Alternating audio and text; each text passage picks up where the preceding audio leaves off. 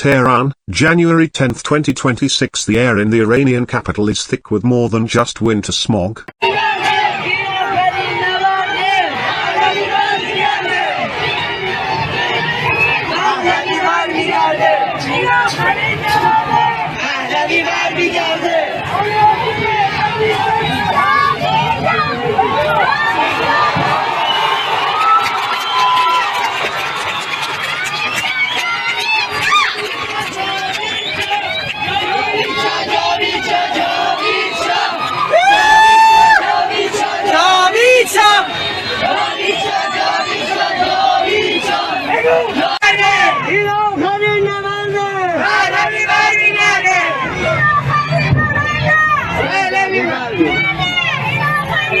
It is heavy with the scent of burning tires and the electric charge of a revolution in its 15th day. What began as a strike by bazaar merchants over a free-falling rial has transformed into an existential threat to the Islamic Republic.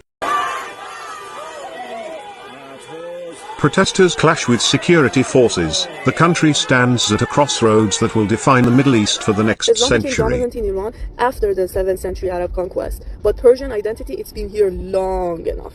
Everybody knows us as the Persian Empire and Persians. Before Islam being forced on us, our women had an equal right and freedom. Means they go to work, get paid equally, they have the same inherited wealth, and also they could own property and land and have a public opinion. But guess what? In 2026 in Iran, it's nothing like this right now. Means you are counted as half a man. If you're a woman, you go to work. For example, a guy goes to work, get $25 per hour. If you're a woman, go to work, you will get half of that. And let me tell you, at least we can go to work. In some Arab countries, the women in 2026, they still cannot work and have public opinion. 47 years ago, Iran used to be very multicultural and multi-religion. We had Muslims, we had Jews, we had Baha'is, we had Zartorians, Christians. We all lived in the same land, all in together. But after the Islamic Republic, they start killing people that are not Muslim one by one and make them leave their country. The internal stability of the regime is showing unprecedented fractures. In a move that signals extreme desperation, the Supreme Leader has officially handed the crackdown on protesters over to the Islamic Revolutionary Guard Corps because the regular army and police are buckling. Today my sisters in Iran are so happy because they can start driving a bike.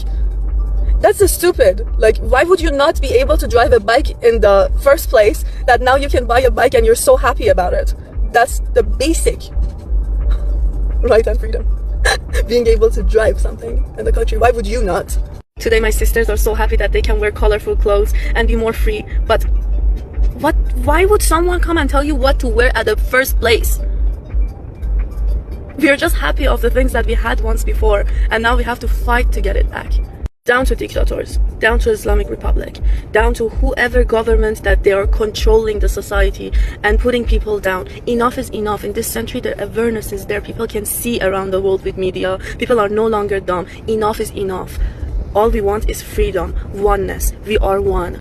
Reliable reports indicate that the rank and file of the conventional military, many of whom share the economic hardships of the protesters, are increasingly hesitant to fire upon their own people. Even more chilling are the reports that officers who refuse to shoot protesters are now being hunted down and arrested by IRGC intelligence. This internal purge suggests a military on the verge of mutiny. Ali Larijani, the Secretary of the Supreme National Security Council, recently underscored this siege mentality, declaring, "We are in the middle of a war."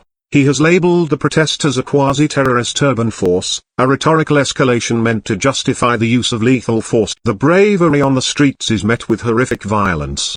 Protesters are pouring into Iranian hospitals with gunshot wounds to the head and eyes, and doctors say they're out of surgeons and out of time in Tehran. The main eye surgery centers have entered crisis mode to deal with the sheer volume of victims blinded by metal pellets and live ammunition in Shiraz. Medics describe a scene of drowning in trauma cases with no backup from the state, which has instead focused on deploying more armored vehicles. Despite a near-total nationwide internet blackout, the world is seeing the footage you and others are capturing. Iranian protesters are using Starlink to access the internet and X to share what's happening in the eyes of many activists. Elon Musk is the worst thing to happen to authoritarianism and the best thing for freedom, as satellite technology has rendered the regime's digital curtain porous. However, the regime is fighting back in the information space. Tehran alleges a massive foreign-led disinformation campaign, claiming Israel's Mossad has hired thousands of Indian and Afghan nationals to spread online propaganda and fake news, paying them around $100 as protests continue to grow in Iran.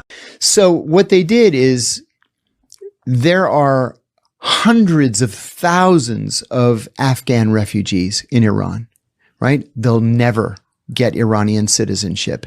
And because they don't have paperwork, they're not entitled to free medical, to food aid, welfare, nothing. And they're desperate.